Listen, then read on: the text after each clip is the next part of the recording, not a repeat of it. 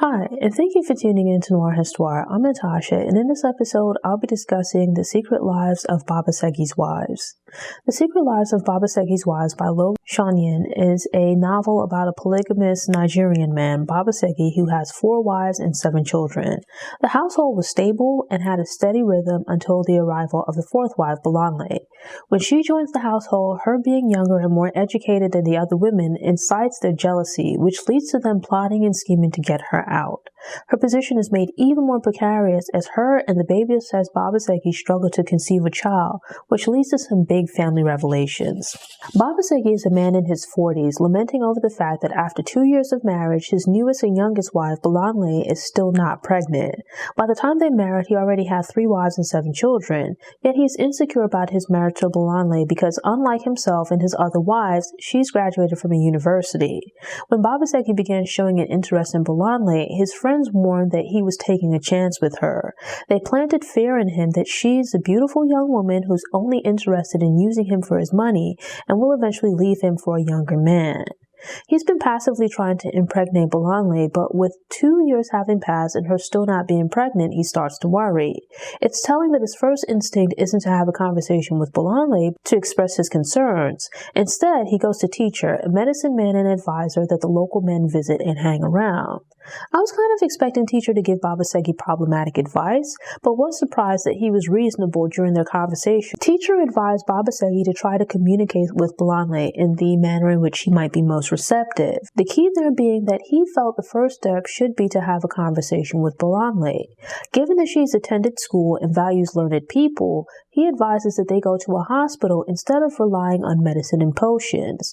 I think there's value in traditional medicine, but there's also value in modern medicine, so there's nothing wrong with using your discretion and mixing the two. Baba Segi owns a business which employs quite a few people, and over the years has been able to create a comfortable life for him and his family. His financial status within the home and wider community has resulted in him being treated with a great deal of respect to the point of deference. He's the husband and father to all of the women and children within the household, and thus provides for them. Baba Segi receives a grand welcome when he returns home from work at the end of the day. The children bow and prostrate themselves while his wives hustle about seeing to his needs. Respect is a big thing in the culture, so there's an expectation and thus a whole routine around his family showing their appreciation for him. The children are genuine, but a lot of the deference and fussing over Baba Segi on the part of his wives is really just a performance. There's a different vibe amongst the women when Baba Segi isn't around. The women have been married to Baba Segi for different lengths of time. This has resulted in a pecking order and petty squabbles as they try to secure resources. In order of marriage, the wives are Segi, Tope, and Femi, with Bolanle being the 4th wife. They each have their own individual relationship with him and play a particular role in the household. The children get along well and don't have any issues with each other, but sometimes they get pulled into the squabbling between the women. As the women attempt to ostracize Bolanle, some order their children not to have any contact with her. When Baba Segi is around, the women aren't any warmer towards Bolanle, but they try to hide their disdain. Unlike the women, Baba Segi is free to go and come as he pleases, so he spends a good amount of the day out of the house. This means that Bolanle, who doesn't have children, is alone much of the time and doesn't really have anyone within the home that she can talk to or spend time with. It's a hostile environment, but she doesn't respond in kind to the other women. This further annoys the other wives, as Bolanle's naivete pushes her to be friendly and reach out to them, which leads them to suspect that it's just a clever plot. Baba Segi is rather insecure and has grown accustomed to the household revolving around him and everyone seeking his permission before making a move. The first 3 wives have learned how to stroke Baba Segi's ego, and some can manipulate to get her to do whatever they want.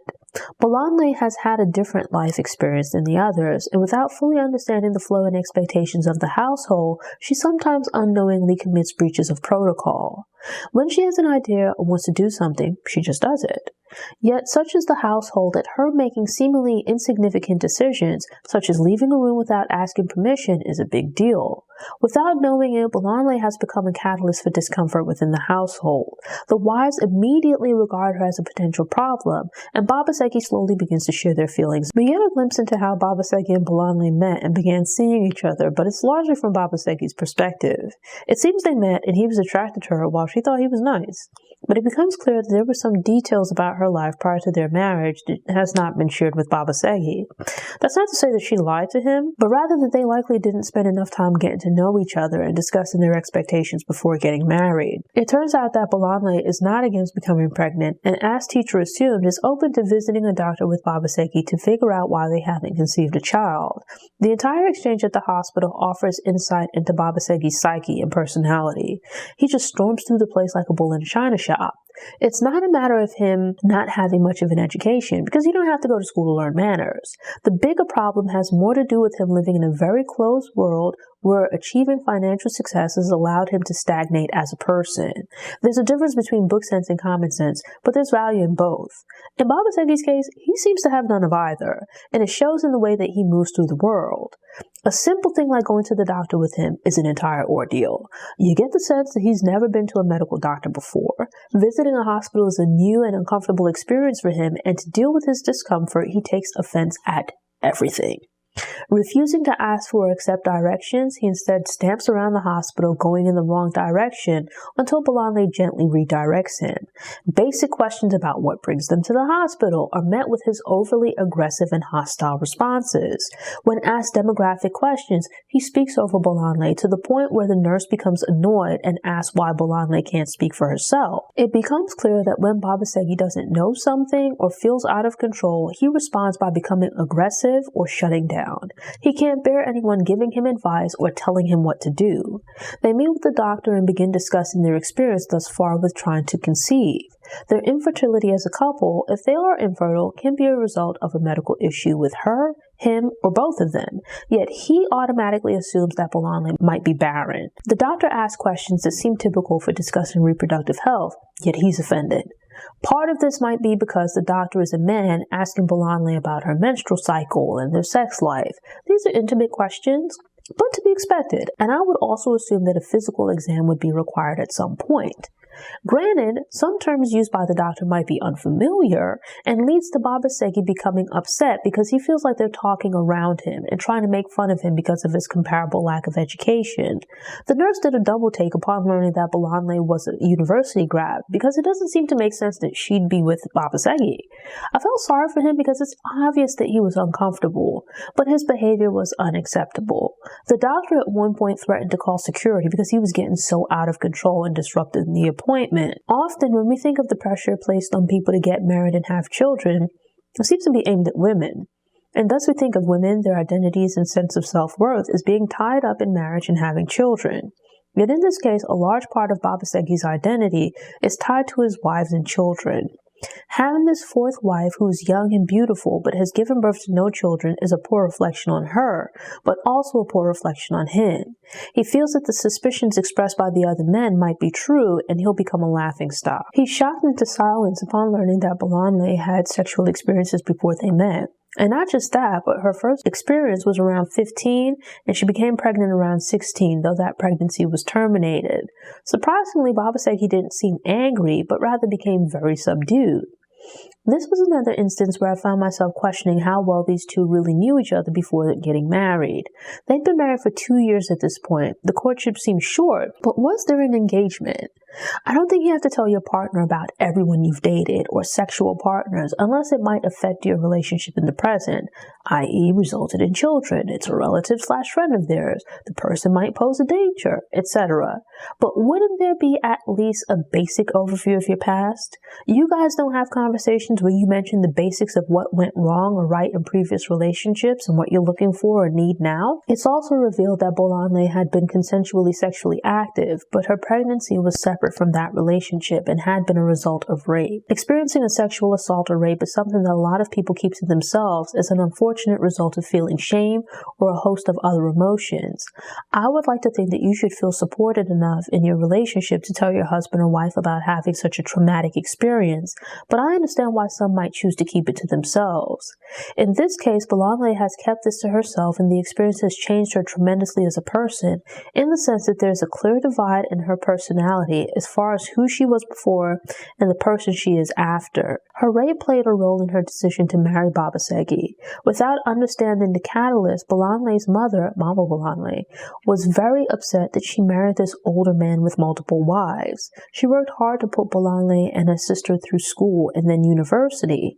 Mama Bolanle had high hopes that having obtained this education, she would put it to use and find a job that would enable her to live a good life. Mama Bolanle regards polygamy as an antiquated way of living, but also seems to dislike Baba Segi as a person.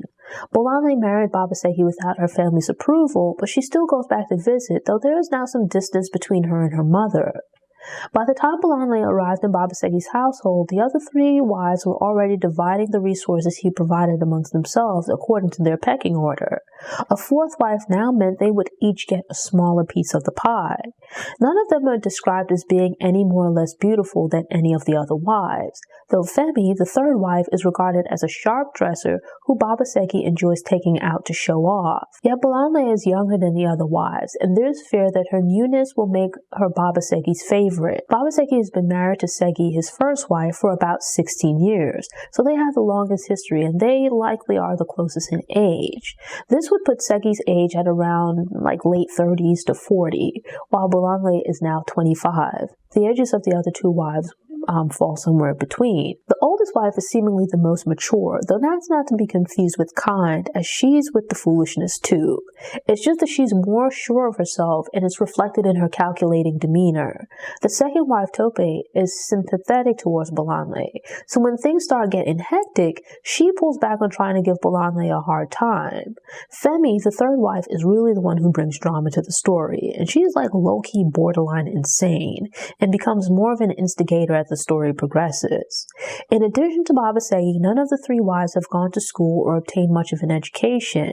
In an attempt to get into their good graces, Bolanle offers to teach them how to read and write. Segi and Femi flippantly brush her off, as they only deal with her when they absolutely have to, and regard this as her putting on airs. Tope, on the other hand, is actually hungry to learn. It's not a matter of having aspirations to a PhD or some other big dream.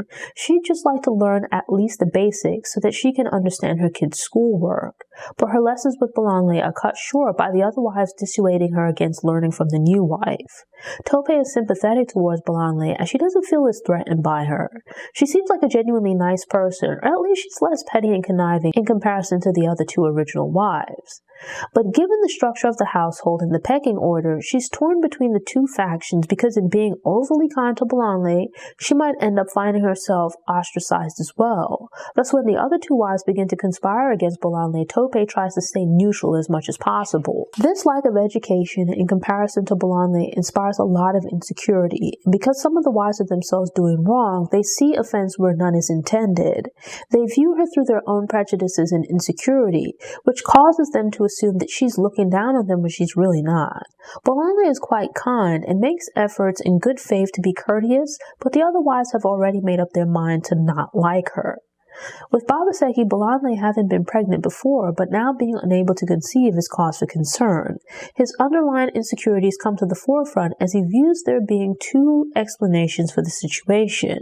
One possibility is that Bolanle medically can't have kids, and the other that she's specifically choosing not to have children with him.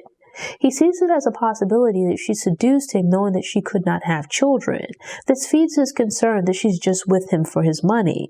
There's a building undercurrent in their relationship that when things first began, he was sweet, generous, and kind towards her, but he's preoccupied with proving his manhood by having children with each of his wives. With no children conceived, his feelings towards her began to change. I enjoy books like this, which have stories within stories. In this case, you get the background of Baba Segi's 4 wives, but also his story as well.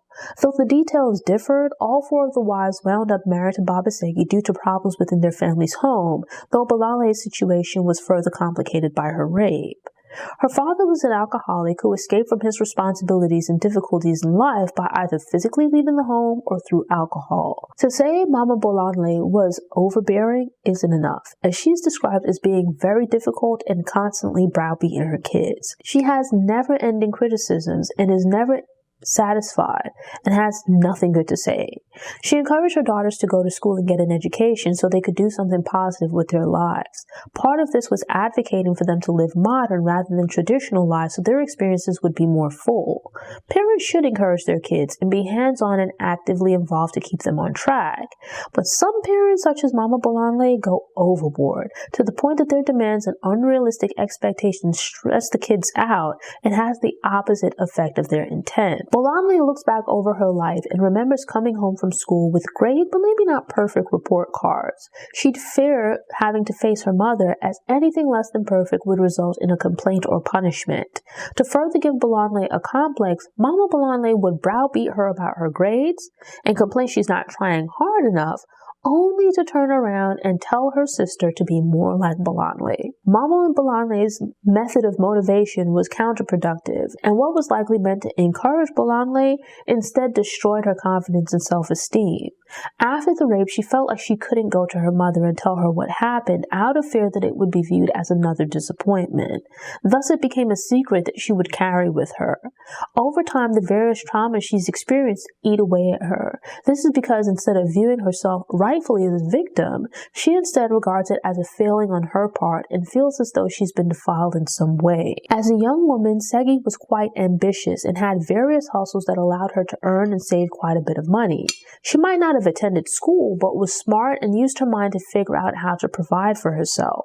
Segi worked hard and rightfully took pride in what she achieved and prized her independence, but her mother was concerned that Segi, being a female and openly displaying her wealth, might make men in the neighborhood uncomfortable because they weren't as financially secure. She feared that it might spark jealousy and insecurity, which could lead them to violence. Seeing that her money gave Segi pride and independence, Mama Segi's solution was to arrange a marriage between Segi and Baba Segi. When Segi and Baba Segi first met, Segi still had burning ambitions to be independent. She had a great mind for business, and upon entering Baba Segi's household, she used her business savvy to help establish and grow his business. It's unclear if she still plays a role in Baba Segi's business, but she is the one that actually runs their household. She distributes resources to the wives and is the one to figure out how to provide what anyone in the household might need or want. For all intents, Segi is the power behind the throne, running things from the shadows. She realizes that Baba Segi is insecure and needs to feel like he's in control. Having been together for so long and knowing Baba Segi the best, she can often manipulate him into doing whatever it is that she wants. Tope's father worked on one of Baba Segi's farms, and he arranged a marriage as a result of a crop failure, which put him in arrears with Baba Segi.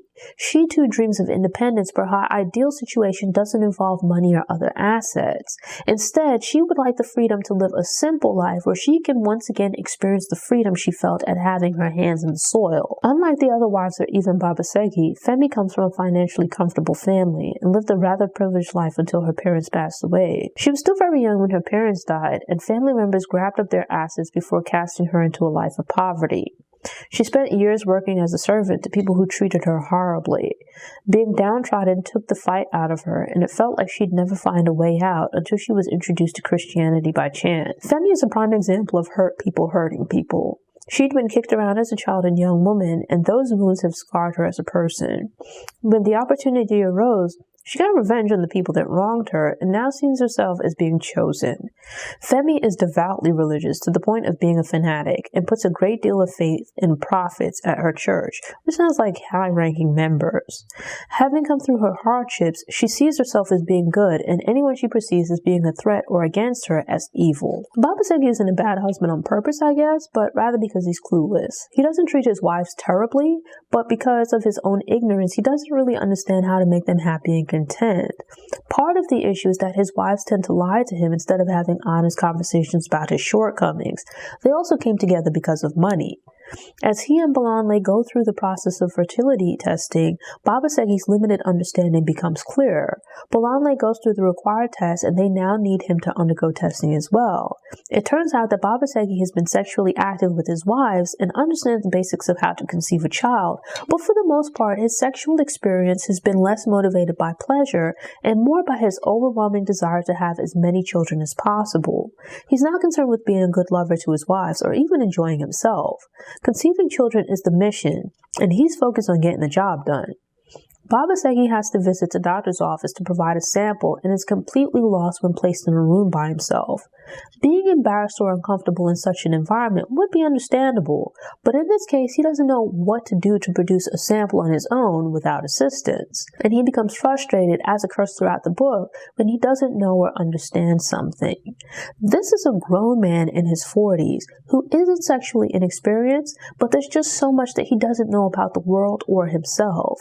He's able to complete the mission despite being out of touch with his own body, but he then feels a sense of shame as he worries about what his family, friends, or employees might think if they found out. I sympathize with him because it showed that while his wives were going through their issues, he is as well, and none of them were talking to each other about their internal hardships or insecurities.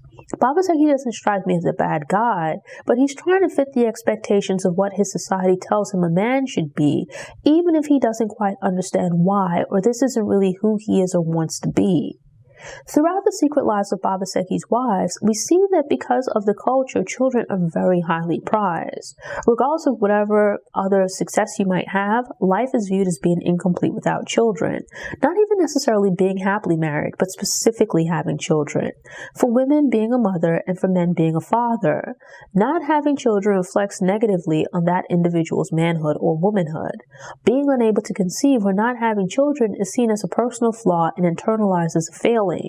This might be decreases in America, but is arguably still a widely held view.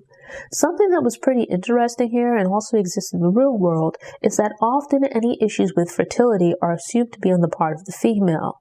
Men and women contribute to conceiving a child, but an outsized portion of responsibility for reproduction and raising children falls to women. Sure, Baba Segi already has children, so one would assume that he's fertile. But biologically speaking, he's now a middle-aged man, and it's been a while since one of his wives has been pregnant. It's natural for people's bodies to change over time, yet he is caught off guard at the idea that he would also need to be a part of the assessment of their fertility as a couple. Segi's and Femi's plotting began as petty behavior, but escalated to uncomfortable pranks and finally dangerous measures. In my mom's culture, there's a saying that when you dig a hole for someone else, make sure you dig two. One for the person you're plotting against, but also a second so there's one for you as well.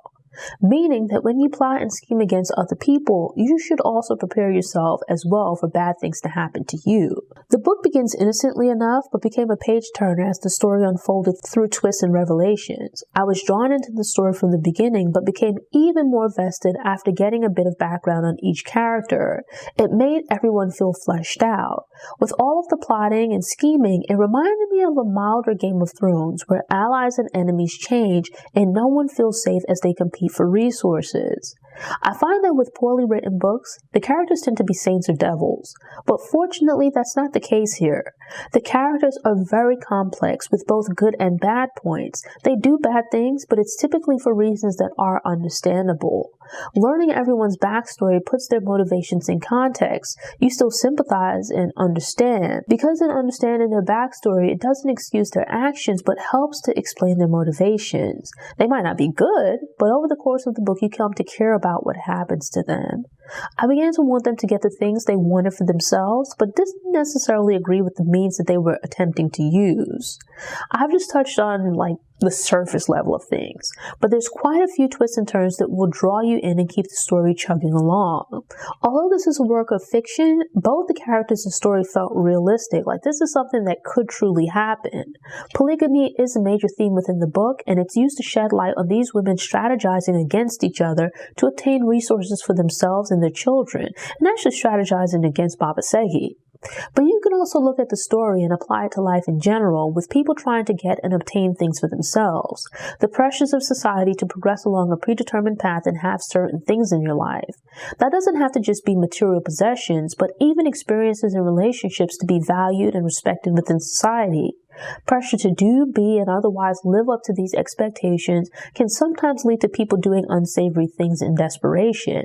And they can go through all of that and end up unhappy at the end because they're clinging to or have chased after things that are at odds with what they truly need and value. There are quite a few themes and topics explored here, one of which is tradition versus change, and more modern ways of doing things. There's a contrasting of polygamous versus monogamous marriages, though neither is shown as being perfect. My preferences don't have to suit anyone else or vice versa, so I don't have an issue with either kind of marriage, so I'm not interested in being in polygamous marriage. It seems like what's more important is paying attention to why people in a relationship are getting married and how they see things playing out. Failure to discuss these important topics and keeping secrets seems to be the key to unhappiness. The Secret Lives of Baba Segi's Wives is an incredible book, and I started stressing a bit as I got closer to the end. I consider that the mark of a really great book, when you're reading and you just don't want the book to end. The story is so engrossing that you want to spend more time with the characters. That's not to say that I felt like anything was left unfinished or unresolved within the story, but rather that it was just so enjoyable. It was just the perfect length with nothing here that felt like fluff. Thanks for tuning in. Show notes are available on the Noir Histoire website via the link in the episode description. If you enjoyed this episode and want more book recommendations, subscribe to the channel, click the notification bell, and check out my book review playlist.